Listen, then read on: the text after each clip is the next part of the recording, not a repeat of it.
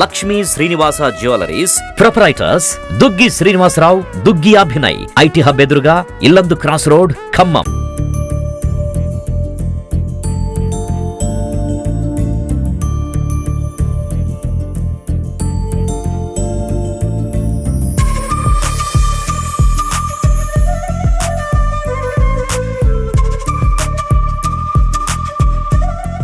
పెద్దలు గౌరవనీయులు మాజీ ఎమ్మెల్సీ బాలసాని లక్ష్మీనారాయణ గారు, మా సోదరుడు భాస్కర్ రావు గారు, అట్లనే ఇంకో సోదరుడు రవి గారు, ఇక ఈ వేదిక మీద ఉన్నటువంటి నరసింహరావు గారు కానీ మొత్తం నాకు అందరూ సోదర సమానులే. ఎందుకంటే వీరు ఇచ్చింది 2 నిమిషాల టైం కాబట్టి వాటిని ముగించాల్సిన పరిస్థితి ఉంది. కాబట్టి ఇవాళ రాష్ట్రంలో జరుగుతున్నటువంటి విషయాల మీద 2 నేను చెప్తాను. అన్న చెప్పినట్టు పిసిసి అధ్యక్షుడు మన గౌడ్కే ఇచ్చారు. ఈ జిల్లాలో నాకు ఒక అవకాశం ఇచ్చారు. దీనికి ముఖ్య కారణం బట్టి విక్రమార్క గారు. వారి యొక్క నెట్వర్క్ లో అన్నిట్లో మేము బాగా పంచుకోవటమే కాకుండా వారికి సోదర సమానంగా ఉన్నాము. వారు మమ్మల్ని గుర్తించి మన ముఖ్యమంత్రి రేవంత్ రెడ్డి గారికి రికమెండ్ చేసి నాకు ఈ అవకాశం ఇప్పించారు. ముందుగా రేవంత్ రెడ్డి గారికి, బట్టి గారికి నేను కృతజ్ఞత తెలియజేస్తా ఉన్నాను. ఇవాళ ఖమ్మం జిల్లాలో మీకు తెలిసిన ప్రకారంగానే 10 సీట్లలో మన కింద మా బాలసాని గారు చెప్పారు. కానీ రేపు ఎమ్మెల్సీలు వస్తా ఉన్నాయి. మనందరం కూడా గట్టిగా కృషి చేసి మనకి శాసన మండలిలో కనీసం గతంలో ఉండేది అందరికి వారసత్వం. మళ్ళా మనందరం కూడా కలిసికట్టుగా 3 మంత్రుల దగ్గరికి వెళ్ళి మన శాసన మండలి సభ్యులుగా మనం బాలసాని గారిని మళ్ళీ మనం తీసుకురావాల్సిందిగా మీ అందరికీ మనస్ఫూర్తిగా నేను కోరుకుంటా ఉన్నాను. ఎందుకంటే మనకి ఎదురు ఎమ్మెల్యే లేరు, ఇచ్చినా అన్న చెప్పాడు మీకు మొత్తం. కానీ ఇవాళ ఆ పరిస్థితి లేదు.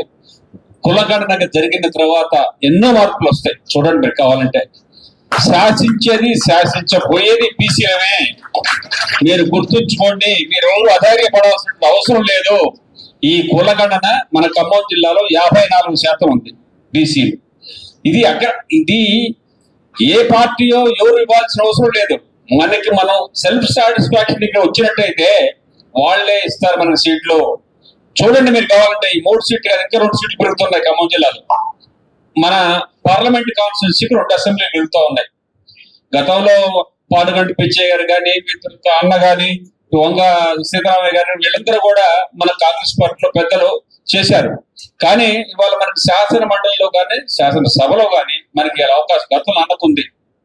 కాబట్టి మళ్ళీ మనందరం కూడా ఈ 3 మంత్రుల దగ్గరికి వెళ్ళి మాకున్న అవకాశాలు, మాకేమో అప్పుడు ఎమ్మెల్యే ఇప్పుడేమో 3 ఓసీకి ఇచ్చారు, కనీసం ఈ ఎమ్మెల్సీ అని ఇవ్వండి అని మనందరం కలిసి పోరాడితే తప్పనిసరిగా మనకి మళ్ళా ఎమ్మెల్సీ చూసేటువంటి అవకాశం వస్తుంది. ఎందుకంటే గతంలో 2 సార్లు చేశారు, అనుభవం ఉంది, అందరినీ కలుపుకొని పోయేటువంటి మనస్తత్వం. అట్లా మన భాస్కర్ గారు ఎప్పుడు ఆయనకు ఒక అవకాశం వచ్చింది. కానీ నాకు వద్దు, నా డబ్బు నాకే కావాలండి ఆయన. నేను మాత్రం తీయనయ్యి అది ఎంతో ఉండాలన్నాడు. అందుకని ఇప్పుడు చేసే వాళ్ళన్నా మనం చేయనియాలి. అట్లే మన రవాణుడు ఇప్పుడు వాళ్ళు చేయగలుగుతాడు. దేనికంటే అవకాశాలు అన్నప్పుడు రావు. వాస్తవంగా రవి సిపిఐ పార్టీ వచ్చినా కూడా ఆనాటి నుంచి ఈనాటి వరకు కూడా కులం అంటే, అన్నదమ్ములు అంటే చాలా ప్రేమ.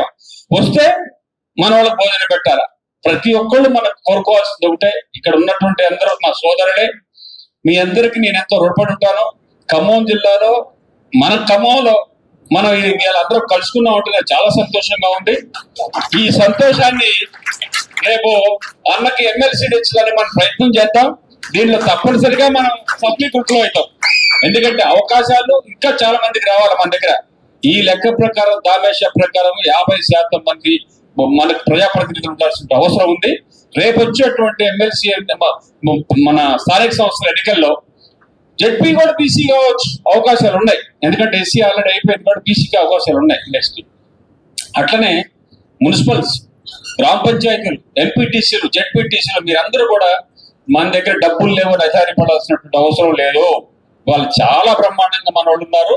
మీకు అంతర్లీనంగా అన్ని పార్టీలు పనిచేస్తారు. మనకి అన్ని పార్టీలో డబ్బులు ఇస్తారు. మీరు ఎవరు ఆధారపడాల్సిన అవసరం లేదు. తప్పనిసరిగా మీరందరూ కూడా తప్పనిసరిగా వచ్చిన అవకాశాన్ని మాత్రం సద్వినియోగం చేసుకోండి. ఎవరికి భయపడాల్సిన అవసరం లేదు. గతంలో భయపడ్డాం. రేపు పొద్దున కులగణన అయిపోతే బీసీలు 54% ఉంటే అందరం అన్నదమ్ములే మనకు కూడా రాజ్యాధికారం కావాలి. ఈ అవకాశాల కోసం మనం ఎదురు చూస్తున్నాం. మనం అదృష్టవశాత్తు రాహుల్ గాంధీ గారు కానీ ఇటు రేవంత్ రెడ్డి గారు కానీ బీసీల మీద ఉన్న ప్రేమతోని మనకి కులగణన ప్రవేశపెట్టారు. దీనికి వారు అహర్నిశలు కష్టపడతా ఉన్నారు. మనం అందరం కూడా వారిని అపరించాల్సిందిగా ఈ సభాముఖంగా మీ అందరూ తెలియజేస్తా ఉన్నాను. రాజకీయాలు వేరు, కులాలు వేరు, మతాలు వేరు. కానీ ఇక్కడ కులం అంటే బీసీలు అందరం ఒకటే కులం.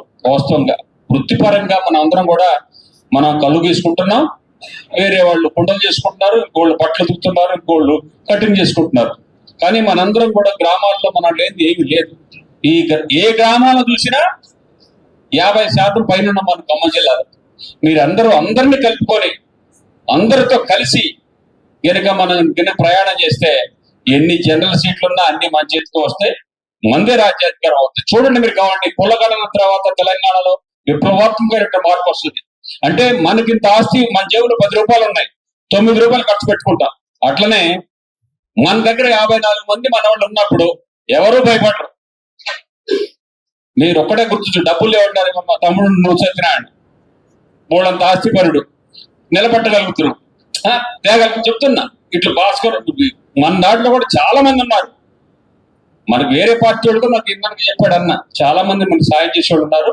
మీరు స్థానిక సంస్థలలో అందరూ కూడా దయచేసి యంగ్టర్స్ కూడా అందరూ కూడా మీరందరూ మీ అందరికీ నేను విన్నపించేది ఏంటంటే, పార్టీలు ఏదైనా కానివ్వండి, మీరు అవకాశాన్ని మాత్రం కోల్పోవద్దు. ఆర్థిక పరమైనటువంటి సమస్యలు మాలాంటి వాళ్ళకి, అన్నలాంటి వాళ్ళకి మన భాస్కర్ గారితో కూడా ఒక తాళం నిప్పిద్దాం,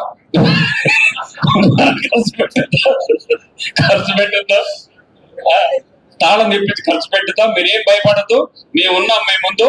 మీరు ఎక్కడ కూడా అవకాశాన్ని మాత్రం కోల్పోవద్దు. దయచేసి మీరు అందరూ గుర్తుంచుకోండి సభావేదికగా. అట్లా నరసింహరావు కూడా ఇప్పుడు అమెరికా నుంచి వస్తున్నాయి, 3 పిల్లలు అక్కడే ఉంటున్నారు. అట్లా మా కృష్ణ ఉండు, బోల్డ్ అంత డబ్బులు ఉన్నాయి.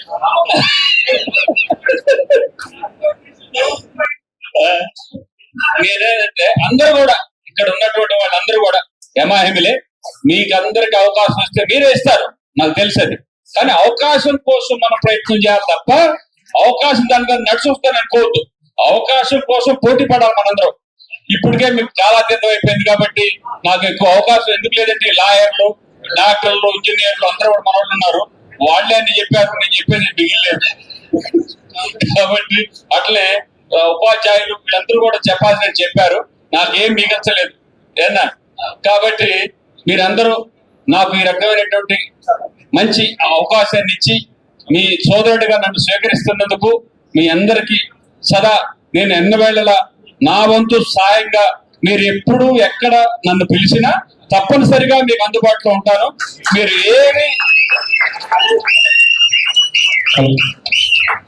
మీరందరూ కూడా దయచేసి కూర్చోండి, చేసుకోవద్దు. ఇంతసేపు ఉన్నారు. మీరెప్పుడు ఎక్కడికి వచ్చినా నన్ను పిలవండి, తప్పనిసరిగా నేను వస్తాను. మనందరం కలిసి ప్రయాణం చేద్దాం.